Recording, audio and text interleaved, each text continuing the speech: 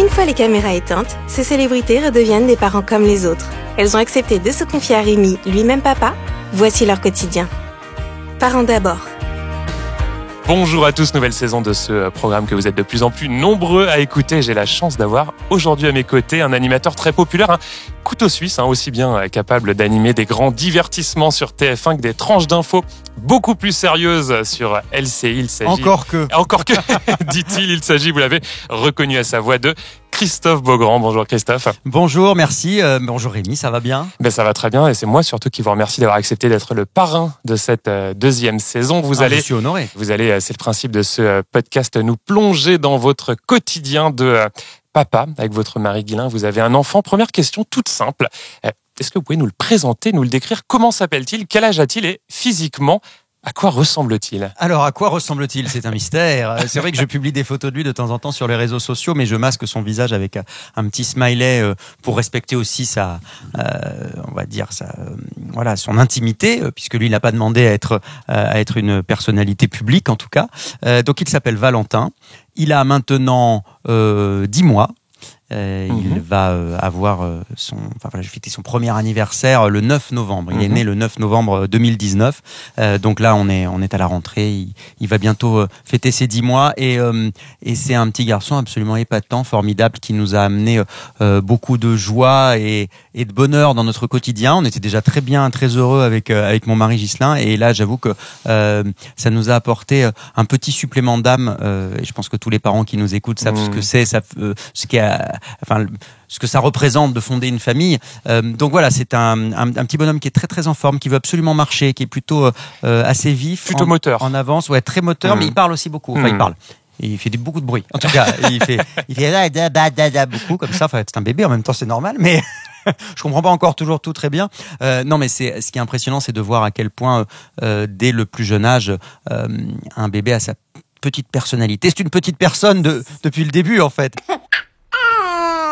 Alors ce petit Valentin, il a été conçu, il est venu au monde grâce à une GPA, une gestation pour autrui, qui a été réalisée aux États-Unis. Pour ceux qui nous écoutent, qui évidemment connaissent le mot GPA, mais qui ne savent pas exactement ce que c'est, est-ce que vous pouvez nous expliquer concrètement comment ça se passe ? Alors, ce qui se passe, c'est qu'il y a une première femme qui fait un don d'ovocytes. Une donneuse. Voilà, une donneuse d'ovocytes. Et il y a une autre femme qui va porter votre enfant et qui va le faire grandir et qui va permettre à cette famille d'être créée. Et nous, on a tenu évidemment à garder un contact avec ces deux femmes qu'on connaît. Je sais que dans les 3/4 des cas, les donneuses d'ovocytes restent anonymes. Donc vous avez pu choisir et rencontrer la donneuse d'ovocytes. On a demandé à pouvoir garder le contact avec elle et on a fait notre choix aussi par rapport à ça. C'était important d'avoir quelqu'un de rencontrer quelqu'un qui puisse mener à bien ce projet avec nous et qui accepte de garder un contact, pour qui ce n'est pas juste un don anonyme, parce que c'est une histoire de famille aussi, et que c'est très important pour mon fils un peu plus tard qu'il puisse connaître ses racines et rencontrer cette personne, potentiellement rencontrer s'il le souhaite et si elle le souhaite. Mais en tout cas, ce qui est sûr, c'est que on garde le contact avec elle. On a son adresse, on a son adresse mail, on s'envoie des messages régulièrement. Question très très directe, Christophe, vous n'êtes surtout pas obligé de répondre. Est-ce que vous savez qui de vous deux dans le couple est le père biologique, et si oui, est-ce que vous acceptez d'en parler publiquement, ou non, vous considérez que ça ne regarde que vous, Valentin et Guylain ? Oui, nous le savons, mais après ça fait partie de notre histoire familiale. Mais de toute façon, j'ai envie de dire, quand on a un projet parental comme celui-là, savoir quel est le père biologique des deux n'est pas si important. C'est l'autre parent entre guillemets est aussi légitime. Donc c'est vraiment une histoire de famille et une histoire de couple qui veut fonder une famille. Donc au bout du compte, la génétique, la biologie, ça n'est pas si important. Et d'ailleurs, si jamais, pour vous dire à quel point, c'est-à-dire que si jamais l'adoption avait été possible et plus accessible pour les couples homosexuels, moi j'aurais été ravi de pouvoir adopter. Et ça vous heurte quand on vous demande justement quel père biologique ? Non, ça me heurte pas, je peux comprendre cette curiosité, mais pour moi au final c'est une question qui n'a pas vraiment de sens en réalité. Géniteur et parent, c'est vraiment pas la même chose. Le père qu'il soit ou pas le géniteur, c'est celui qui va s'occuper de bébé quand il se réveille la nuit, c'est celui qui va lui changer ses couches, c'est celui qui va le faire rire, qui va jouer avec, qui va lui préparer ses petites purées pour lui donner à manger, c'est celui qui va l'éduquer, qui va jouer avec lui, qui va sécher ses larmes. C'est ça un parent. C'est ça, un papa au quotidien. Exactement. Et le lien génétique, il n'est pas si important que ça. Ce qui est important, c'est le lien d'amour qu'on crée avec son enfant. Alors cette GPA dont on parle, ça a été un processus, je crois, extrêmement laborieux, parcours semé d'embûches, comme toujours, qui a duré, je crois, 2 longues années. Quelles ont été les principales difficultés que vous avez rencontrées, Christophe? Et encore, on a de la chance. Nous, ça a été assez rapide parce qu'on a la 2 chance ans, que, c'est ça. Ouais, 2 ans à peu près à partir du moment où on a pris les premiers contacts. Donc, ça, par rapport à d'autres cas, j'ai d'autres amis pour qui ça a duré 3 ans. On a eu la chance que tout fonctionne du premier coup, on va dire, assez facilement. En tout cas, ce qui est sûr, c'est que quand je lis sur Internet parfois des critiques, on m'en a un peu envoyé de cet acabit, mais ça existe, en disant vous êtes allé acheter un enfant comme un objet, etc. Ça n'a tellement rien à voir. La démarche est tellement longue, tellement complexe. On vous interroge sans arrêt sur votre volonté de parentalité, sur votre capacité à affronter tous ces obstacles, à réussir à dépasser les échecs, parce qu'il peut y avoir des échecs. Que finalement, c'est vraiment pas. On ne devient vraiment pas parent par hasard quand on fait ce type de démarche-là. C'est-à-dire que son enfant, on a voulu fonder cette famille et vraiment on est... Quand des gens parlent d'abandon, par exemple, en disant il a été abandonné par sa mère, ça n'a rien à voir. C'est au contraire un enfant qui a été encore plus voulu que les autres, qui a été tellement désiré, y compris par les femmes qui nous ont aidés à réaliser ce projet-là. Parce qu'en aucun cas, il y a un abandon, c'est à l'inverse, un don d'ovocytes d'un côté et le don de soi pendant 9 mois pour s'occuper de notre enfant et lui permettre d'arriver, de venir au monde. Voilà, donc il y a quelque chose de l'ordre du don et c'est pour ça qu'on a gardé un contact exceptionnel avec cette femme Whitney qui a porté notre bébé, qui se sont devenus des amis avec son mari Jacob et avec leurs 3 enfants. On s'envoie des messages régulièrement. Ce matin encore, elle m'a envoyé des photos. Ils ont passé le week-end dans un lac pas très loin de chez eux. On s'envoie des photos de Valentin. Enfin, c'est devenu comme un peu des cousins éloignés. De la famille. Ouais, complètement. C'est évidemment très cher, malheureusement pas accessible à tous les couples. Combien ça coûte en moyenne, pas vous précisément, mais en moyenne, ce type de procédé? Je vais vous donner effectivement une fourchette de prix qui va sembler gigantesque pour les gens qui nous écoutent. Donc, je suis vraiment conscient, et c'est pour ça que vous êtes un privilégié. Je voulais faire cette petite introduction d'abord, parce que je suis vraiment conscient d'avoir cette chance-là, de pouvoir être privilégié. Après, je connais des gens qui avaient pas forcément les mêmes moyens financiers, qui ont fait des prêts familiaux, ou des gens qui ont vendu leur appartement même et qui sont retournés en location pour pouvoir mener à bien ce projet. Il faut compter entre 120 et 150 000 $, donc ça fait entre 100 et 140 000 € à peu près. Alors j'aimerais qu'on revienne quelques instants sur l'annonce de cet heureux événement. Alors ça s'est fait dans les colonnes de nos confrères de Gala, dans un très joli papier, un très bel article paru en novembre dernier. Pourquoi avoir décidé d'en parler publiquement? Était-ce par peur qu'on vous vole votre histoire? Était-ce pour libérer la parole? Racontez-nous. Alors, j'avais pas vraiment peur qu'on nous vole notre histoire, entre guillemets, parce que je pense qu'aucun paparazzi serait venu nous poursuivre, parce que déjà on n'a pas le droit de photographier des enfants, etc. Donc je pense que ça aurait été compliqué, puis ça aurait peut-être été mal perçu. Non, en revanche, il était de notoriété publique, au moins dans le milieu, qu'on avait un projet parental et que ça se serait su au bout d'un moment, et puis qu'on en aurait peut-être parlé nous aussi. Et effectivement, on avait envie de raconter cette histoire pour contribuer à faire évoluer les mentalités. On l'avait déjà fait avec notre mariage, avec Ghislain, parce que pour moi c'était très important de montrer que on est un couple comme un autre et qu'un mariage homosexuel finalement ça ressemble beaucoup à un mariage hétérosexuel. Bon, sauf que il se trouve que il y a dans un cas ou dans l'autre ou pas de robe ou pas de costume, ou éventuellement il peut y avoir un costume d'ailleurs, ou une robe d'ailleurs. Tout est possible. Tout est possible d'ailleurs, vous avez raison. Nous on était plus classique, on a fait costume, mais non mais c'était important. Je pense que les jeunes notamment ont besoin d'images pour pouvoir se projeter, pouvoir s'identifier. De figures publiques qui prennent la parole. Exactement. Ce qui m'a le plus touché, c'est toutes les réactions très positives que j'ai reçues, notamment de mamans, de mères de famille. Il n'y a pas que des homos qui étaient heureux de voir cet exemple-là, mais il y avait aussi tout un tas de mères de famille qui me regardaient à la télévision habituellement, qui étaient peut-être pas très au fait de tout ça et qui me disent vous me montrez un exemple, ça me fait plaisir. Il y a même des mamans qui nous ont écrit j'ai appris que mon garçon était homosexuel, j'imaginais que j'allais jamais être grand-mère. Quand je vous vois, ça me fait plaisir, je me dis que c'est possible. Donc non, j'ai eu quelques attaques, mais très peu nombreuses, et surtout 99% de témoignages très émouvants. est très joli. Peut-être un mot effectivement sur ces jolies réactions, mais aussi, vous le dites, quelques messages de haine, de remise en question, de la légitimité. C'était ça de cette démarche, de GPA. Mais pas beaucoup, franchement. Comment vous les vivez ces attaques à ce moment précis, quand on est jeune papa, on dort pas beaucoup, on est forcément à fleur de peau, on a envie de montrer son bonheur. Non, mais on en parlera dans quelques instants du sommeil. Mais comment vous les vivez à ce moment-là, ces attaques? C'est vrai qu'il y a pu avoir quelques attaques violentes, mais elles ont été tellement peu nombreuses et tellement contrebalancées par des choses très positives qu'il n'y a pas eu de souci. Non, ce qui était intéressant, c'est qu'il y avait aussi des gens qui se posaient des questions, des gens qui pouvaient avoir un doute sur la matérialité. C'est pour ça que je vous ai posé la question d'expliquer ce que c'était aussi concrètement une GPA. Et qu'il y avait parfois des fantasmes en disant vous avez utilisé le corps d'une femme, etc. Et on lui expliquait que j'ai fait un peu de pédagogie aussi sur les réseaux sociaux en discutant avec les gens à partir du moment où ils étaient respectueux et pas avec les gens qui insultaient évidemment, mais à partir du moment où les gens étaient respectueux et posaient des questions qui pouvaient être légitimes, parce que quand on connaît pas, et puis il y a beaucoup aussi de militants contre la GPA qui balancent beaucoup de mensonges sur les réseaux sociaux. Il se trouve qu'aux États-Unis, par exemple, pour citer cet exemple-là, on ne profite d'aucune femme dans la misère, par exemple, parce que je lisais beaucoup ça sur les réseaux sociaux, parce qu'aux États-Unis, la réglementation est très précise et que il faut ne pas avoir de besoins financiers.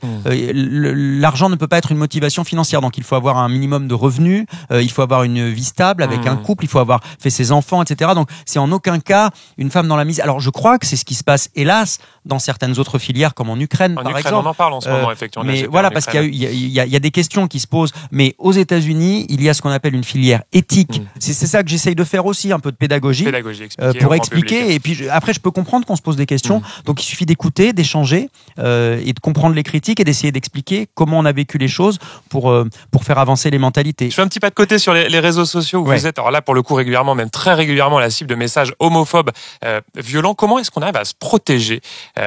Et moi, ça m'intéresse de savoir, est-ce que vous êtes déjà dit, j'en ai marre de ces torrents d'insultes, je vais fermer pour toujours, une bonne fois pour toutes, mon compte Twitter. Est-ce que ça vous est déjà arrivé? Alors j'ai déjà entendu des artistes ou des personnalités qui disaient la même chose, qui disaient qu'ils voulaient... Mais alors là, moi, au contraire. C'est-à-dire qu'il n'y a aucune raison qu'à cause d'une poignée d'emmerdeurs, ce soit à moi de partir. Franchement, j'y reste. Non, il n'y a aucune raison. Enfin, moi, j'ai la chance de pouvoir sur mes réseaux sociaux dialoguer avec les gens. J'utilise beaucoup pour mon métier aussi, parce que c'est toujours intéressant d'avoir un feedback sur votre travail pour progresser aussi. Et les critiques, quand elles sont constructives, sont intéressantes. Donc, je ne voudrais pas mettre à mal ce lien-là que j'ai construit avec les gens pour quelques excités. Voilà, ce serait leur donner raison. Donc non, c'est pas à la victime entre guillemets, même si je me considère pas comme une victime, mais en tout cas, il faut pas renverser les rôles. C'est pas à la victime entre guillemets de s'en aller, c'est aux réseaux sociaux de faire le ménage et de faire en sorte de foutre dehors ceux qui insultent, ceux qui agressent et ceux qui mènent une vie impossible aux autres. Vous attaquez en justice quand ça m'est arrivé, quand ça déborde trop. Il faut que je vous dise les choses, c'est que c'est extrêmement compliqué aujourd'hui. C'est très difficile de trouver des adresses IP. Des gens se mettent à se domicilier à l'étranger, donc il faut pas se voiler la face. Aujourd'hui, c'est très très compliqué. Donc il faut que les plateformes prennent les choses au sérieux pour essayer de mettre en place des mesures pour éloigner la haine et les humiliations et le harcèlement sur Internet, parce que la justice, c'est très compliqué, c'est très long, donc c'est un peu décourageant, on va dire. Alors Christophe, ça fait déjà quelques minutes qu'on discute. C'est passionnant que vous nous parlez de votre histoire, de votre chemin que vous avez dû parcourir avant de devenir papa. Je vais vous proposer une petite respiration avec un quiz. Très bien. Ça s'appelle le Daddy Quiz. Alors, Daddy Quiz. C'est la tradition dans ce podcast. Pour vérifier si je suis un bon papa, c'est ça? Vous allez voir. Non, c'est des questions surprenantes. Je vais vous poser quelques questions en rafale. Vous devez répondre. C'est le but du jeu, de manière très courte, juste en quelques mots. Réfléchir. On n'a pas le droit de développer. Évidemment, pas de joker, sinon ça non. ça serait trop facile. Bon, je trouve une réponse en tout cas. Est-ce que vous êtes prêt, Christophe? À tout. Christophe, si vous deviez confier votre fils Valentin une journée entière pour un babysitting à l'un de vos collègues animateurs de TF1, un seul, lequel serait-il? Alors ce serait sur Karine Ferry. Parce que c'est la meilleure mère que je connaisse, qu'elle est folle amoureuse de ses enfants et que je suis sûr qu'elle serait une parfaite babysitter. Si vous deviez choisir à la télévision ou parmi vos amis célèbres un parrain pour votre petit Valentin, lequel serait-il? Il a deux marraines en l'occurrence, puisqu'il avait deux papas, on s'est dit on va mettre deux marraines. Mais ce serait mon parrain à moi dans ce métier, celui que je considère comme tel en tout cas, ce serait Nikos. Et les deux marraines, quelles sont-elles? Les deux marraines sont ma meilleure amie et la meilleure amie de Ghislain. Vous est-il déjà arrivé, Christophe, de faire semblant de dormir la nuit lorsque Valentin se réveille en pleurant, évidemment, pour que Ghislain aille à votre place. Non, mais je soupçonne Ghislain de l'avoir fait déjà, ça. Non, généralement, j'ai le sommeil tellement lourd que il a pu arriver que je ne me réveille pas, mais je faisais pas semblant. Je dormais vraiment.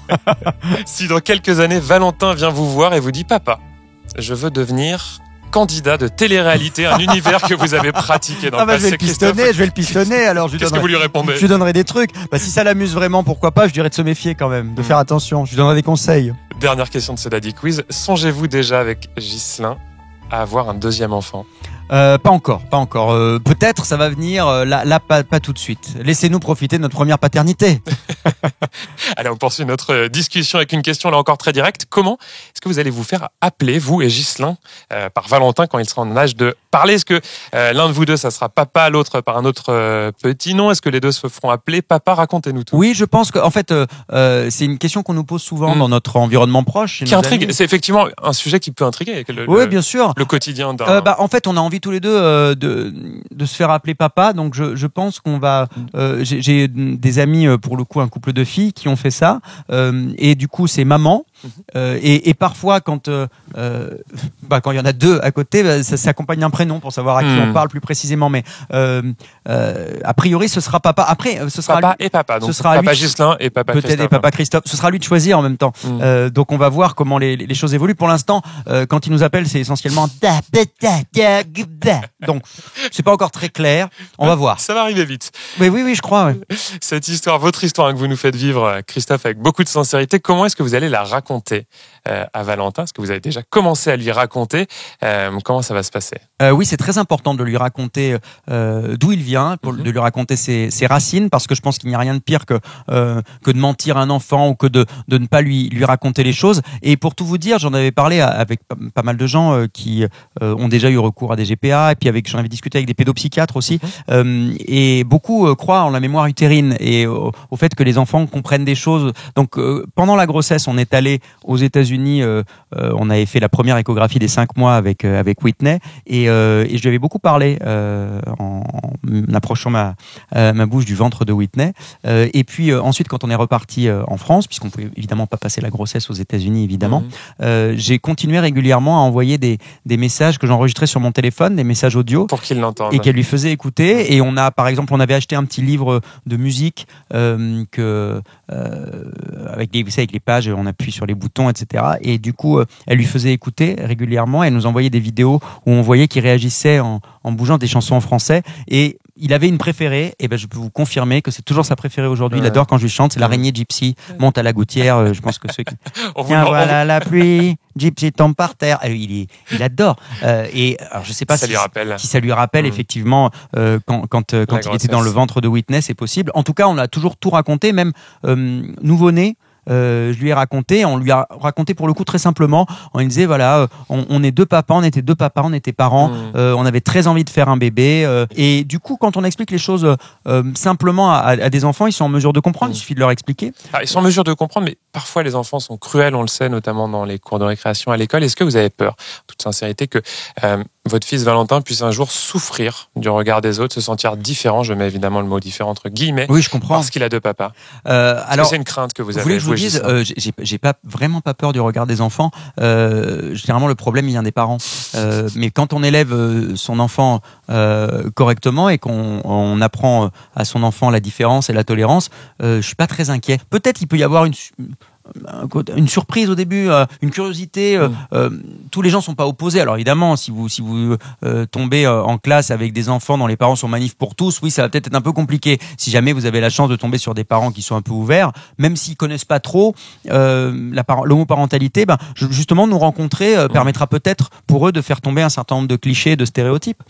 Donc c'est un travail qu'on doit faire. Et dans tous les exemples que j'ai dans mon entourage d'enfants nés de GPA qui ont grandi maintenant, j'en connais, j'ai des amis qui ont une fille qui a 18 ans en l'occurrence, ils nous disent tous, et c'est assez marrant, que à l'inverse les enfants sont très fiers, défendent leurs parents. Et donc du coup, ils n'en souffrent pas. Au contraire, ils ont l'impression d'avoir quelque chose en plus peut-être à défendre. Et généralement, sont des enfants, en tout cas, qui sont élevés dans sans doute une plus grande compréhension de l'autre, de la différence, de l'évolution de la société. Donc, ils sont généralement en phase avec la vie contemporaine, en tout cas. Une question très naïve. Est-ce que vous êtes déjà posé la question de la sexualité future de votre fils quand deux papas ont un petit garçon? Est-ce qu'il a plus de chance ou de risque, employons le mot chance, de probabilité, comme ça c'est neutre, de devenir homosexuel? C'est une vraie question il y a des gens qui me posent cette question, c'est marrant, mais toutes les études qui ont été faites, parce qu'il y a des études, il y a du recul notamment aux États-Unis parce qu'il y a eu beaucoup de familles homoparentales. En France, je crois pas qu'il y ait d'études en ce sens, je les connais pas en tout cas, il y en a peut-être, montrent qu'il y a le même pourcentage, ni plus ni moins. Donc finalement, il y a relativement peu de probabilité que Valentin soit homosexuel, mais si jamais il l'était, eh bien nous l'accepterions tel qu'il est. Et s'il est hétéro, c'est bien, ça fera la tolérance dans tous les cas. Ça fera une belle fille à la maison, ça changera. Alors au quotidien, un enfant en bas âge, c'est beaucoup de boulot. C'est du boulot, ouais. Et oui, j'aimerais savoir. Mais c'est génial. Alors j'aimerais savoir concrètement comment vous vous répartissez les tâches avec Ghislain. Est-ce qu'il y en a un qui est plus en charge de la nourriture, l'autre des couches? Comment ça se passe? Qui fait quoi à la maison? Je dirais que c'est vraiment partagé pour le coup. C'est marrant parce que j'ai le sentiment, alors c'est dans ce que je vis, alors c'est peut-être c'est un exemple personnel, mais j'ai le sentiment que quand il y a un couple de deux papas, il y a un partage des tâches qui est plus équilibré.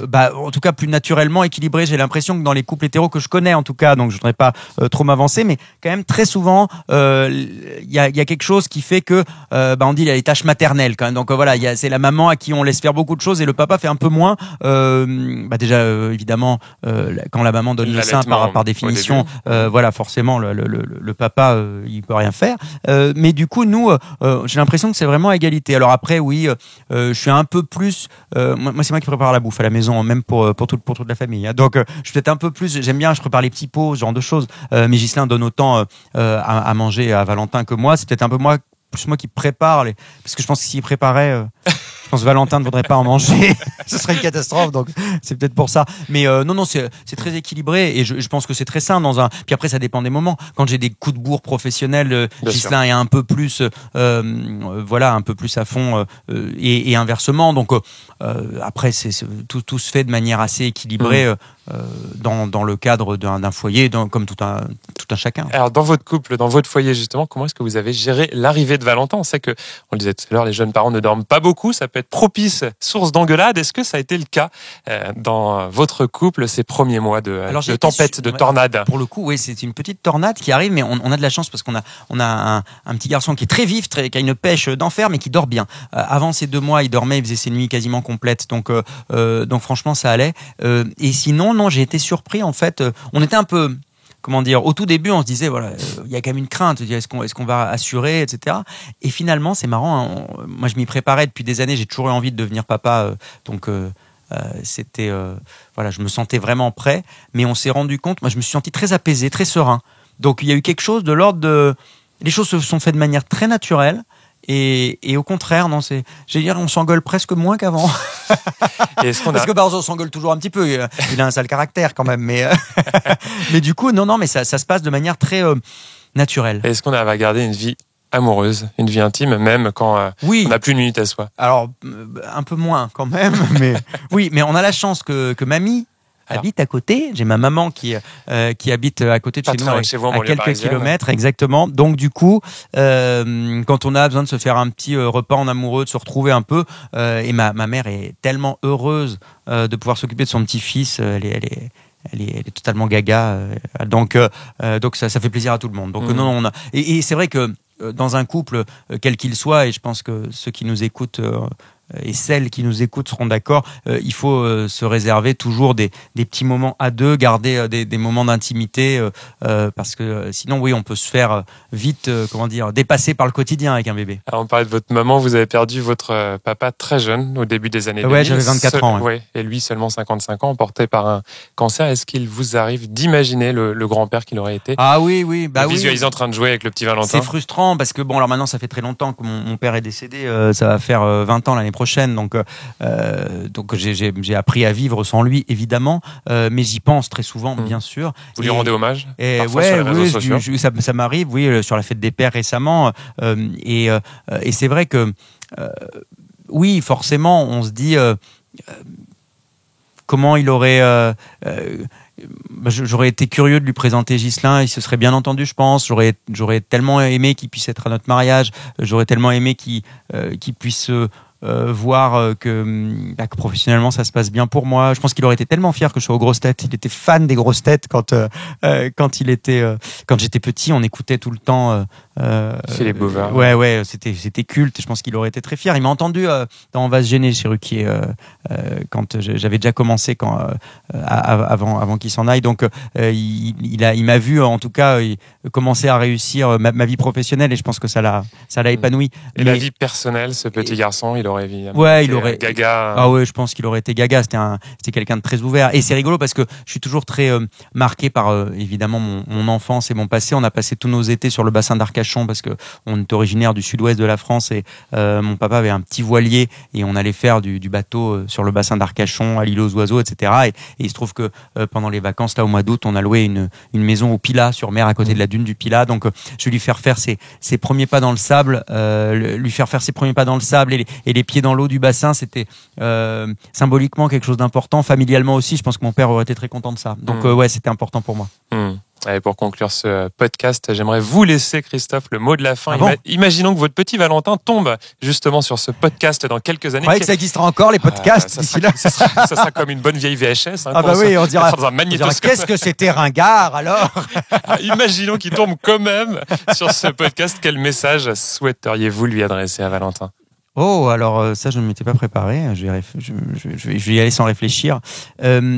Valentin, je voulais juste te dire que tu es sûrement la meilleure chose qui m'est arrivée dans ma vie et qui nous est arrivée avec Ghislain et que c'est un bonheur de tous les instants de t'avoir eu, même quand tu étais insupportable, même quand tu te cognes et que tu te mets à hurler parce que tu veux essayer de te tenir debout et que tu n'y arrives pas. Alors là, au moment où tu m'écoutes, j'espère que tu as réussi à tenir debout et que tout va beaucoup mieux dans ta vie. Moi, depuis que j'ai vu ton petit visage le jour de ta naissance, la seule obsession que j'ai et que j'avais et que j'aurai encore, c'est de faire en sorte que tu sois le plus heureux sur cette planète et de te rendre tout le bonheur que tu nous as rendu. Voilà, je t'embrasse. Parents d'abord.